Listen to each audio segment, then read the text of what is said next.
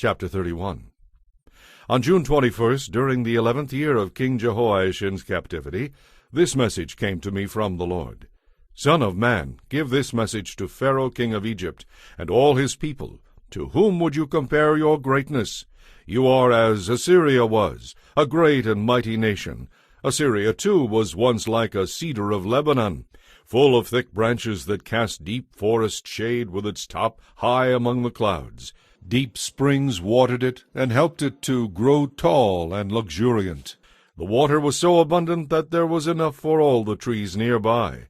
This great tree towered above all the other trees around it. It prospered and grew long, thick branches because of all the water at its roots.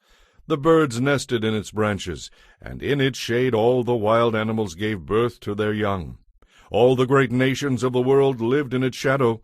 It was strong and beautiful, for its roots went deep into abundant water. This tree became taller than any of the other cedars in the garden of God. No cypress had branches equal to it.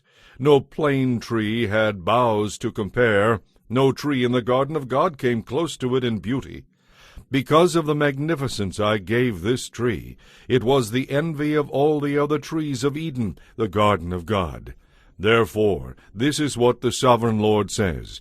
Because it became proud and arrogant, and because it set itself so high above the others, reaching to the clouds, I handed it over to a mighty nation that destroyed it as its wickedness deserved. I myself discarded it. A foreign army, the terror of the nations, cut it down and left it fallen on the ground. Its branches were scattered across the mountains and valleys and ravines of the land. All those who lived beneath its shadow went away and left it lying there. The birds roosted on its fallen trunk, and the wild animals lay among its branches. Let no other nation proudly exult in its own prosperity, though it be higher than the clouds, for all are doomed. They will land in the pit along with all the proud people of the world. This is what the sovereign Lord says.